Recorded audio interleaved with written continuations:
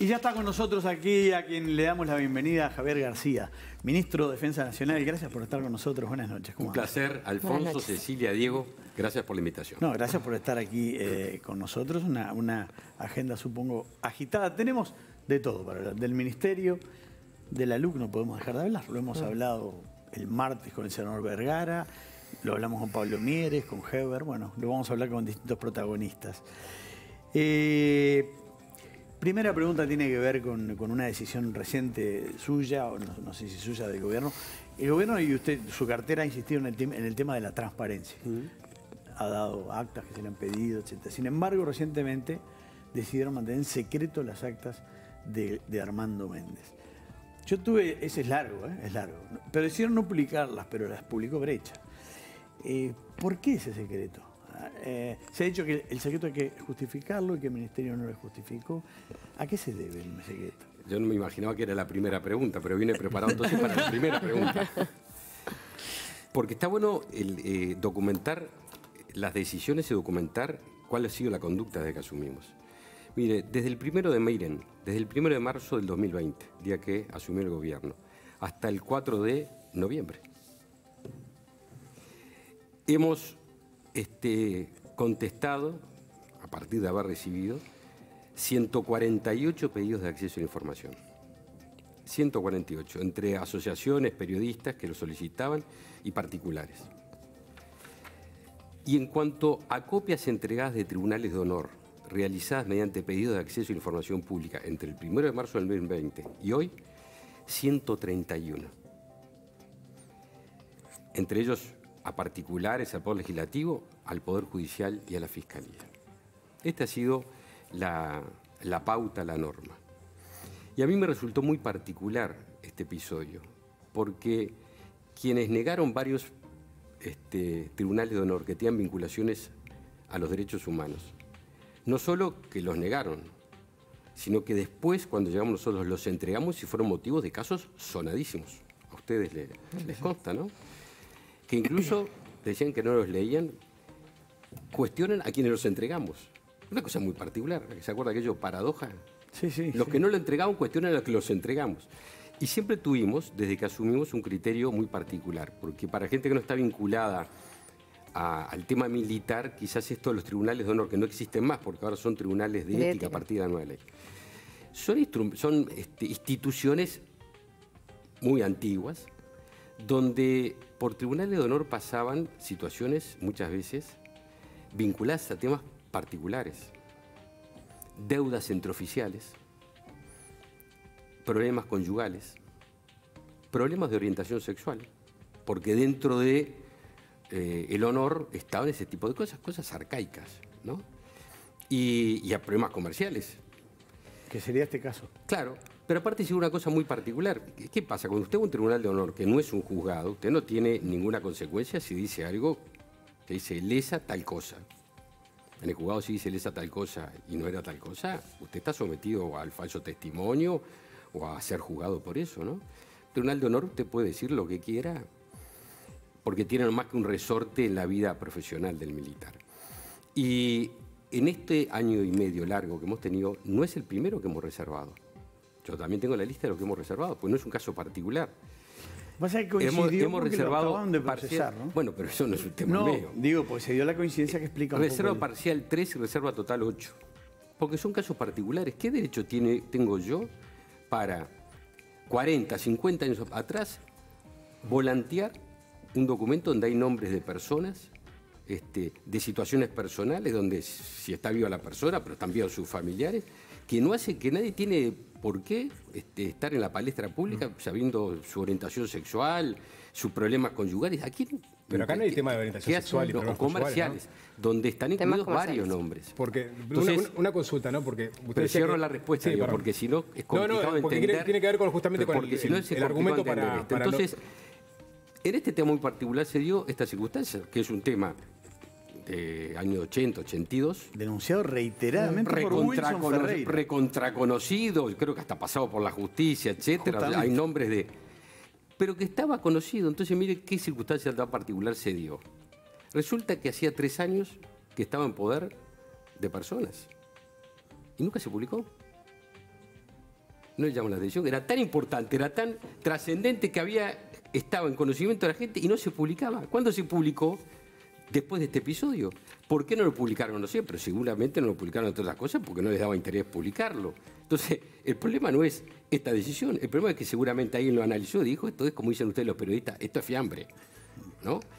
Es más, incluso en este pedido de acceso a la información, se pidieron sobre 4, porque la solicitud era en virtud de situaciones de derechos humanos. Sí. De los 4 que se solicitaron, había 2 oficiales que nunca habían tenido tribunales de honor, así que la ley de artillero no se dispara porque no hay pólvora, acá no me puedo entregar porque no existen. De otro, era un tema de la vida familiar, dejémoslo así, de la vida familiar. Pero tenía algunos párrafos que podían tener alguna vinculación con temas de abusos o algo por el estilo. Y eso se dio abierto. Tanto así que uno terminó en la justicia. Ese es un tema, ¿no? Lo de los aspectos comerciales que puedan haber rozado víctimas incluso de derechos humanos, también no tienen que ver para poder revelar. No, pero esto es una cuestión también que hay que señalar.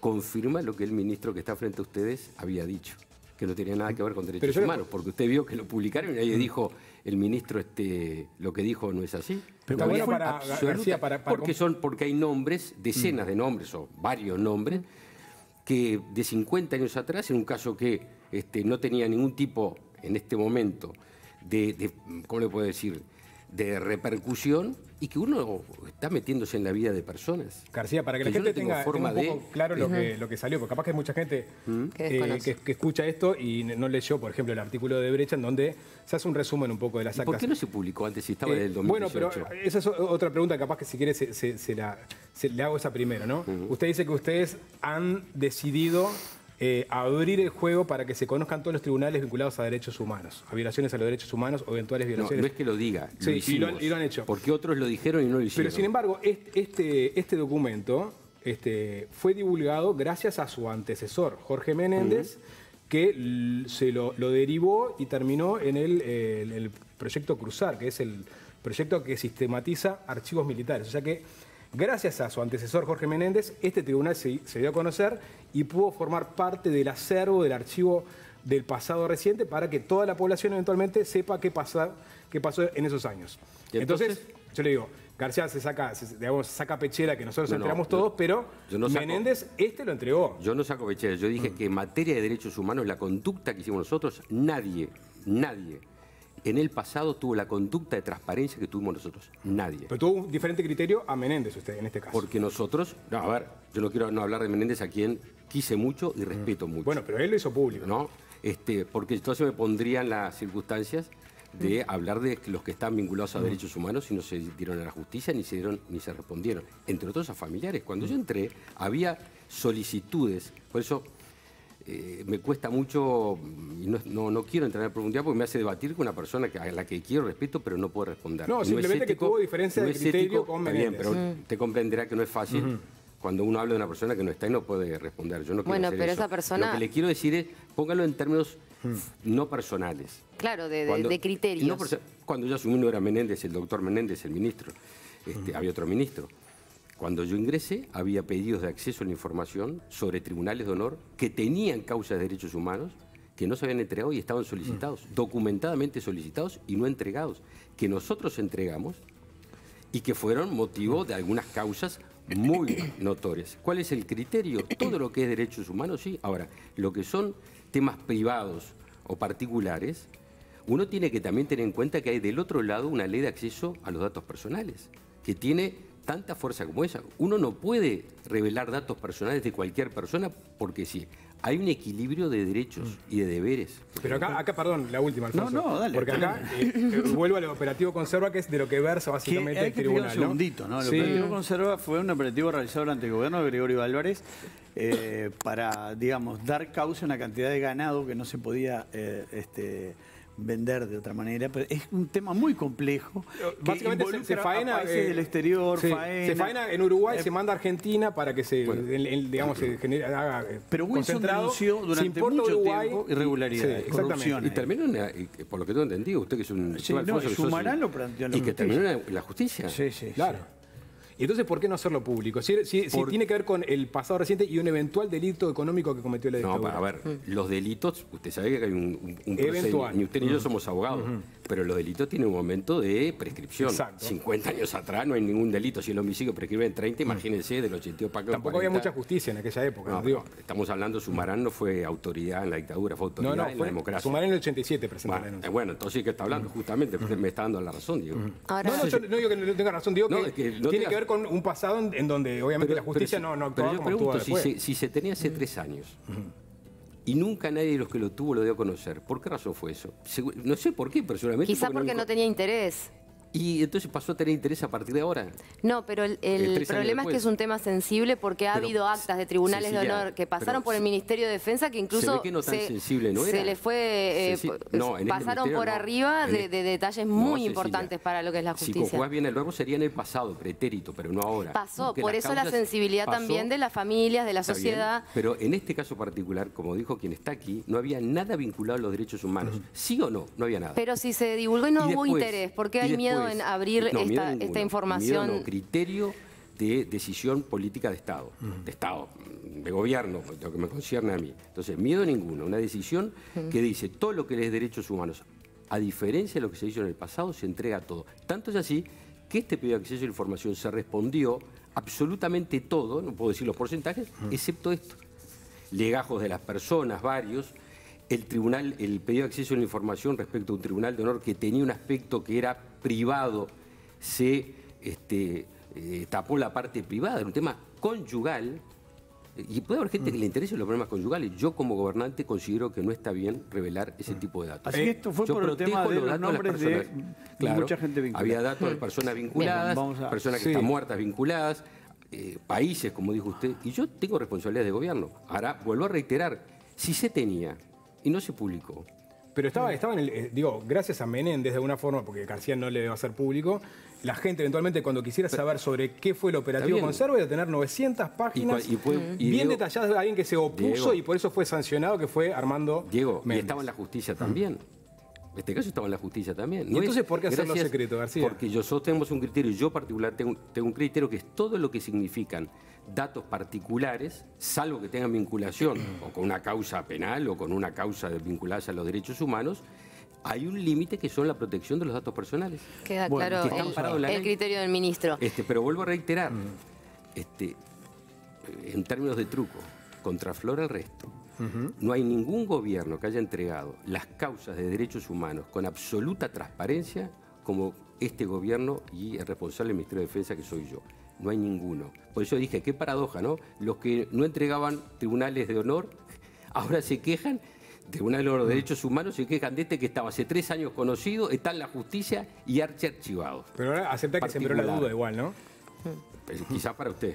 García, bueno, cambiando de tema porque venimos de una semana bien particular de reapertura de fronteras. Esto obviamente toca muy de cerca, involucra al Ministerio de Defensa. Y se instaló en el Parlamento una comisión frontera. Usted tiene pendiente reunirse la semana que viene, el martes, con el Ministro de Defensa de Brasil, ya lo hizo con el de Argentina. ¿Cómo viene la articulación del tema fronteras con los vecinos? La verdad es que nosotros instalamos los patrullajes de frontera en virtud de nuestra ley nacional, de la 19.677, en una tarea que para las Fuerzas Armadas es absolutamente novedosa. En Uruguay, a diferencia de Brasil tiene una vieja ley donde las Fuerzas Armadas tienen jurisdicción sobre una franja de frontera. En Uruguay no era así. Las Fuerzas Armadas eran línea frontera, por decirlo de alguna manera, pero no zona de frontera. Acá, 20 kilómetros para adentro, las Fuerzas Armadas tienen. Lo aplicamos en virtud de la seguridad, esa es la ley, pero devino inmediatamente los primeros casos de coronavirus, allá el 13 de marzo del año pasado. Entonces, le agregamos funciones sanitarias y migraciones. Si todo marcha como esperamos que marche, para bien, obviamente que van a ir bajando unas tareas y subiendo otras. ¿Qué tareas van a bajar? Las vinculadas a la pandemia. A bajar, a no desaparecer, porque estamos en un estado que hay que siempre estar con el radar prendido, ¿no? Y en materia de seguridad creo que es buena cosa, en el caso de la frontera seca, nosotros tenemos 1000 y pocos kilómetros de frontera seca con Brasil, tener capacidad de coordinar, porque hay fuerzas de los dos lados con una línea que separa seca. Usted pone un pie de un lado y un pie del otro y tiene un cuerpo binacional, con una pierna en cada lugar. Entonces, tener la capacidad de coordinar esfuerzos, de transferir información, no solo lo que es ejército, también ver y profundizar lo que significa el intercambio de información en materia de vuelos irregulares y de vuelos ilegales, básicamente crimen organizado y narcotráfico, que sirve tanto en materia de Fuerza Aérea como también en el Ejército, pero agrego ese intercambio de información de los vuelos. Y en lo que es nuestro litoral del río Uruguay, con la Argentina, cosa que también charlé con el ministro Tayana hace un mes cuando estuve allí en Buenos Aires. ¿Cuál fue la decisión que tuvimos? Bueno, tener contactos, trabajar, articular con nuestros vecinos fronterizos en el ámbito del Mercosur. Tuvimos esa iniciativa, como le dije, con Tayana hace un mes, con el ministro de Defensa brasileño será el martes que viene en Rivera. Que lo traigo a otro tema, aunque de repente vuelvo a eso del Mercosur. Después le pido un poco de agua. Sí.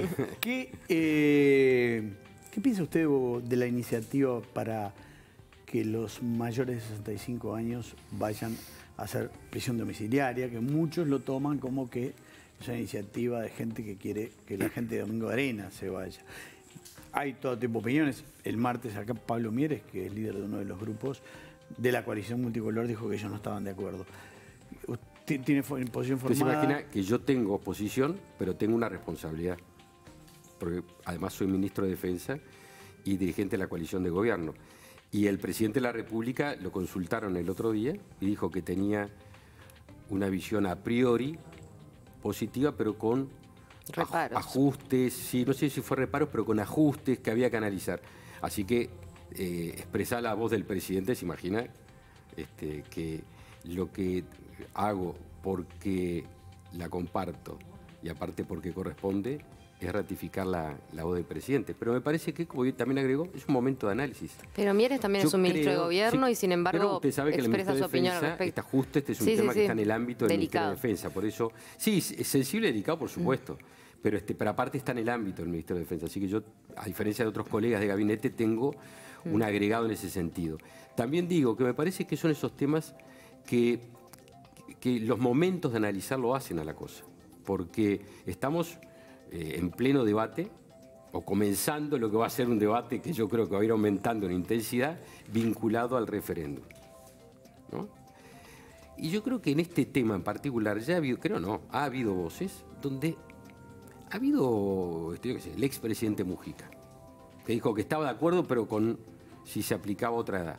El comisionado parlamentario, ya no en el tema político, sino en un tema institucional, el comisionado parlamentario, el doctor Petit, se pronunció también sobre estos temas. Entonces, yo creo que deberíamos analizarlo esto en un clima de mayor, sin lo que significa el agregado de carga política y de debate fuerte, intenso y enfrentamiento que va a suceder. Está como los colorados, está García, hay que pase la LUC y ahí discutimos. Y si no habría ningún inconveniente, si coincido con el Partido Colorado, por supuesto. Digo, no hay una posición formal, pero yo creo que es una con el Partido Colorado o con los otros partidos. El Cabildo lo que logró fue que se le diera prioridad en la comisión donde se va a estudiar. Pero bueno, ¿no? este es un tema parlamentario, ¿no? Está en el ámbito del Parlamento. El Parlamento, acá le hablo como experiente parlamentario, por eso dijo parlamentario.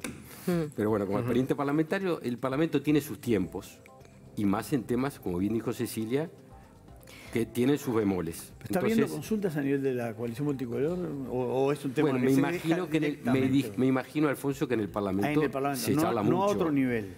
No descarto esto, obviamente. Ahora, leo un comentario. Institucionalmente, si la pregunta es, ¿hubo una reunión donde se analizó esto? ¿El gobierno? No. Hoy busqué a lo que decía, básicamente decían, en este momento no necesitamos rispieces a la interna de la coalición, estamos rumbo a un referéndum, y esto genera rispieces. Diego, pero ¿sabes qué? Yo creo que no es tanto por eso, de mi punto de vista. Yo creo que estos son los temas que requieren cierto contexto, cierto estado del alma para discutirlo.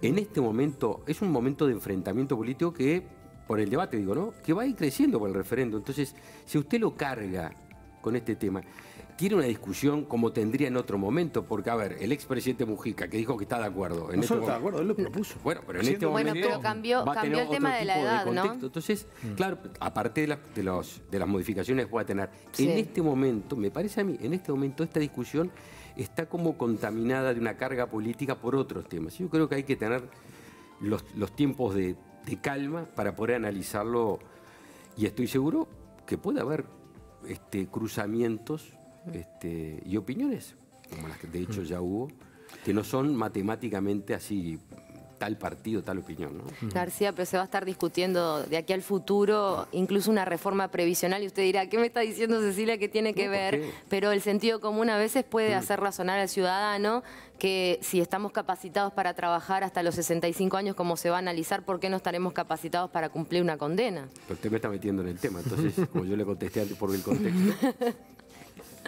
Bien.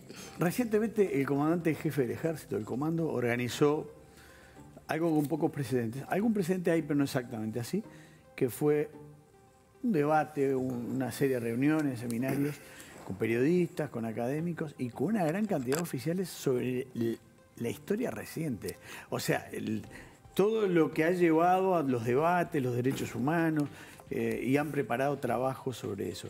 Yo le pregunto, ¿qué resultado hubo y si tuvo resistencias en algunos sectores, en particular de retirados? Yo supongo y creo que sí.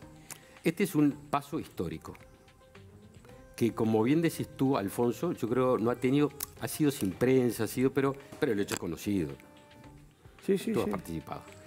Entre otros periodistas tú has participado. Y me parece que es histórico, porque es la primera vez desde que recobramos la libertad y la democracia en el año 85, que institucionalmente una fuerza, la fuerza más grande, el Ejército Nacional, convoca con amplitud, con integralidad, con pluralismo, a analizar no un periodo de la historia particular, digamos, en el sentido de los 12 años de dictadura. Es más amplio, porque el análisis va del 58 al 2020. ¿Por qué 58? Porque en el año 58 hubo cambios a nivel mundial, regional y nacional dramáticos en el sentido de decir que viraron la historia, la revolución cubana en la región, la reforma monetaria en el Uruguay, el cambio de gobierno del Uruguay después de casi un siglo de gobierno del Partido Colorado, primer gobierno del Partido Nacional. Entonces, esa amplitud en el periodo me parece que le agrega mucho. Y dice, mire, acá notoriamente la sociedad del Uruguay fue cambiando, analicémoslo, claro, dentro de ese siglo XX corto, como le decía el historiador Erich Hobsbawm, a lo que va entre el fin de la Primera Guerra Mundial y la caída del muro de Berlín, este es como un siglo corto que atraviesa 2 siglos, una particularidad. Entonces, en el medio está el periodo de la dictadura. Es la primera vez que, como decía recién, que desde el propio ejército, porque esto fue liderado por el ejército, por el comandante del ejército, obviamente que cuenta con el respaldo de quien habla, que convoca a analizar sin prejuicios. Y tú que estuviste, habrás visto cómo ha habido gente, académicos, retirados militares, organizaciones de la sociedad civil, periodistas, infinidad de personas que tenían algo para decir, que dijeron incluso cosas absolutamente contrapuestas. ¿Por qué? Porque hay que ver a quién está dirigido. Esto está dirigido a los oficiales que están, digamos, en una escala, en la mitad de la escala hacia arriba de la jerarquía. Y son gente que es profesional, tan profesional como los otros 4. Porque los oficiales de las Fuerzas Armadas son tan profesionales como los otros 4. ¿Y tienen la misma libertad de cátedra que tenemos nosotros 4. Asumir una información, porque sería faltar el respeto a un oficial pensar que porque alguien le dice algo, él tiene que asumir lo que le dicen. Un profesional como nos pasó a nosotros, escuchamos una línea argumental, escuchamos otra y formamos nuestro criterio. Esa forma de encarar este análisis me parece de una riqueza, de una profundidad, que vuelvo a reiterar, es muy importante, pero aparte en este proceso particular es histórica. ¿Y cómo fue recibido por los retirados? Y usted sabe que nada... más comprometidos. Bueno, no, yo no haría un corte que diga retirados, porque eso es como englobar, como si usted dijera, todos los que son médicos jubilados, ¿no? Dentro de los médicos jubilados hay médicos jubilados que empiezan A, B, C y X. Estoy seguro que este tipo de actividades que son removedoras, justamente porque lo son, generan opiniones diferentes. Las cosas que no generan opinión son las que son intrascendentes. Las que son importantes generan. Y ¿sabe una cosa? Está muy bien que es así. Porque la riqueza, el pluralismo, está en que transformar la realidad, analizarla, y que haya gente que el periodista diga cosas diferentes a Javier García o a Cecilia o a Alfonso. Viva la libertad y viva el pluralismo. Eso no va en contra de la estructura orgánica que tiene una fuerza. que en su materia profesional es una fuerza disciplinada, vertical y sujeta al conducto del mando. Usó la palabra libertad y me llevó a la campaña que la coalición de gobierno ha puesto en marcha para defender la LUC, ¿no? Usan en el eje de su campaña está la palabra libertad, ¿no?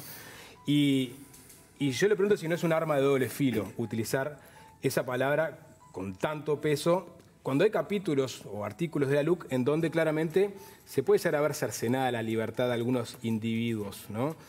Puedo ponerle varios ejemplos, pero me centro en uno que fue bastante sonado en los últimos tiempos, de una mujer que ingresó con 56 gramos de marihuana a una cárcel, ¿no? Y se lo iba a dar a su pareja, creo que era, fue agarrada y por la nueva articulación que introdujo la LUC, esa persona no puede conmutar pena ni por trabajo ni por estudio, no puede, digamos, transar una libertad anticipada ni nada por el estilo, tiene que cumplirlo. En este caso justo no porque fue tentativa y no pudo entregar, pero en el caso que hubiera entregado, no zafaba de los 4 años.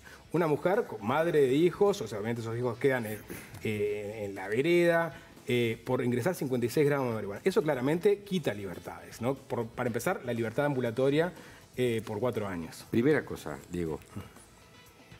La libertad no es algo en ningún caso perjudicial.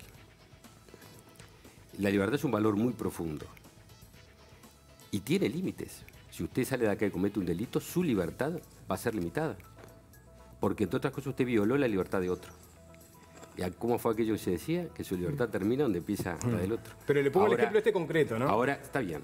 Ahora, por eso digo, no es una cosa que es un arma de doble filo. No, no. La libertad tiene una sola dirección. Y es para bien. Es decir, recién estamos hablando de un momento donde se nos coartó la libertad por opinar diferente. Y vaya que peleamos, y acá vimos 2 de la misma generación, ¿no? Por ahí, que peleamos para recobrar esa libertad. Segundo, en el caso concreto y un poquitito más del caso concreto, hay una decisión del gobierno, de la coalición de gobierno, que nosotros vamos a ir muy fuerte contra el tráfico de drogas. Se podrá estar de acuerdo o no estar de acuerdo, es nuestra decisión. Y además no es una decisión novedosa, sorpresiva, porque nadie podrá decir, aún en el desacuerdo, que la coalición de gobierno y el actual presidente de la República, que en aquel momento era candidato a la presidencia de la República, lo hablamos con el presidente en estos días, él se acordaba de memoria, fue en el 2017. Se acordaba la fecha exacta, en el lugar exacto que anunció la ley de urgente consideración, que dijo, si nosotros llegamos vamos a impulsar esto. Después la coalición lo tomó. La coalición de gobierno recorrió el país, todos lo hicimos, diciendo, voten a un candidato a la presidencia, Luis Lacalle Pou. Pero ¿cómo lo van a votar? Vótenlo a través de 5 partidos que son la coalición de gobierno. Bien, segundo. Tercer anillo. Pero para hacer cualquier cosa, no. Para votar y para respaldar un programa de gobierno que se llama Nuestro Compromiso por el País. Tercer anillo. Y uno cuarto que suele usar poco, que es el instrumento, que es el cómo. Porque si no es facilísimo, hay que hacer tal cosa, cuénteme cómo. El presidente de la República de hoy, candidato antes, dijo con la ley de urgente consideración. Y combatir el narcotráfico, que fue lo que dijo en campaña. Ahora, exactamente. ¿no le parece excesivo meter 4 años preso a una mujer? Bueno, por hay gente... un par de porros, 4 años sin posibilidad de salir antes. A ver, hay gente que puede estar en desacuerdo, de hecho lo hay. Yo estoy de acuerdo. ¿Está de acuerdo? No, lo que parece... Pero también... Pero por eso, lo hablamos con respecto García, al pero tema... usted habla de un combate al narcotráfico y este caso que le plantea Diego, pero nos enteramos de contenedores con miles de kilos de cocaína que pasan por Uruguay. Entonces, justificamos uno con lo otro. No, pero son dos... No me parece un buen argumento. Nosotros tomamos una decisión, que es combatir el narcotráfico en todas las posibilidades y en todas las dimensiones. Aquello de la boca de pasta base que se justificaba, porque era casi que una ocupación social, nosotros estamos radicalmente en desacuerdo. ¿Usted está de acuerdo? Tiene todo el derecho. No, nadie nosotros justifica la boca de pasta base. Yo no recuerdo a nadie justificar la boca de pasta base. Yo llegué a participar en una mesa sobre seguridad en un tiempo, cuando las convocaba en aquel momento aquellas mesas que convocó el presidente Vázquez, que hubo una autoridad del Ministerio del Interior que decía, no, tienen un fenómeno que está vinculado al empleo de sectores, etcétera. Pero nadie quería que haga el microtráfico femenino se habló en ese momento también. Porque acá ha sido un fenómeno social. Si no es demasiado severa la pena. Le devuelvo el cambio. Si esta inflexión punitiva no genera un efecto Diego, boomerang. Pregúntemelo 4 veces y las 4 veces va a ser la misma respuesta. ¿Estamos de acuerdo en combatir el narcotráfico? Aunque sea en estas condiciones. Pero en toda la cancha estamos decididos, punto. El narcotráfico no se justifica. Usted le encuentra justificación, bienvenido usted. Nosotros no lo justificamos. ¿Y por qué siguen pasando, como le preguntaba, es un país poroso en cuanto al narco? Cecilia, que tenemos un problema, lo existe. Esto no es como prender la luz, te sube la llave ahí, y el delito va a existir. La sociedad sin delito, desgraciadamente, no existe. Ahora, usted puede trabajar para disminuir en el mayor rango posible ese delito. No va a existir. El delito cero no existe. Sí, lo que cambia es la actitud para enfrentar el delito. Acá se pero no se país, corta por lo más fino cuando ponemos casos como este. Por lo más fino, por lo intermediamente fino y por lo más grueso. Vamos a todas. Si usted elige un camino y desecha el resto, es su decisión. Nuestra decisión es todos los calibres. El chiquito, el mediano y el grande. ¿Dentro de lo grueso está funcionando? Yo creo que sí. De hecho, ha habido una cantidad de decomisos. ¿Una cantidad? Claro que sí. De boca de pasta base y de decomisos. Ahora, ¿que estamos como quisiéramos estar? No. Si usted me dice, Cecilia, ¿cumplió el objetivo? De ninguna manera. No va a haber nadie en el gobierno que le diga eso, empezando por el presidente de la República. Pero empezamos un camino. Y ese camino tiene un respaldo político soberano, porque esto no es un invento del día después del 1 de marzo. Esto lo anunciamos en todo el país y nosotros queremos defender la voluntad popular, porque 700.000 u 800.000 firmas que impulsaron el referéndum son muchas firmas, pero las que llevaron al presidente de la República a ser presidente de la República son muchas más. Y usted sabe que la democracia, como corresponde, se mide por la voluntad popular. ¿Es legítimo impugnarlo? Claro que sí, pero también es legítimo defenderlo. ¿También hay libertad en la posibilidad de los uruguayos de juntar firmas? Porque la palabra libertad parecería que está asociada a la campaña de la no derogación. Si usted tiene algún episodio, donde a una persona fue limitada su libertad, sería una barbaridad. Cuenta conmigo, si me lo dice ya, vamos juntos a juzgado. Que acá se limitó la libertad de una persona. No, era por el concepto de libertad. Estar en desacuerdo todos los días, todas las horas, todos los minutos. Pero nadie como nosotros va a defender su libertad. Nadie. Ministro, se nos está acabando el tiempo, se acabó en realidad, pero algo brevísimo. Usted hablaba hoy de la coordinación de frontera con Brasil y con Argentina.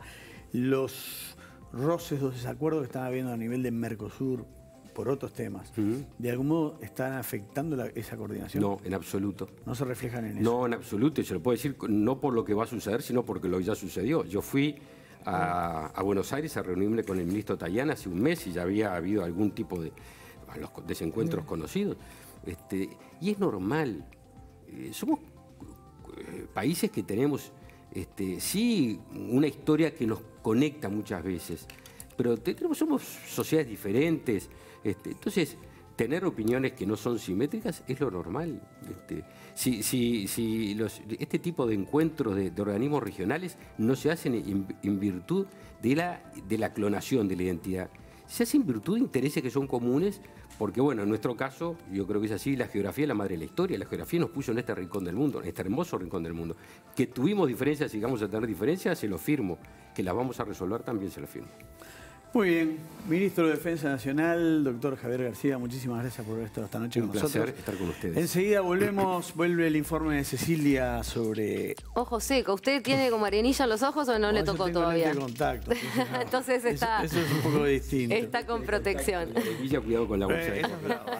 Bueno, hablaremos de este síndrome que se explotó en la pandemia por el uso de las pantallas y por otras razones también que a la vuelta les comentamos. Y vamos a estar también con Aroxa Arena, ese fantástico libro sobre Jorge Valle. Volvemos en instantes.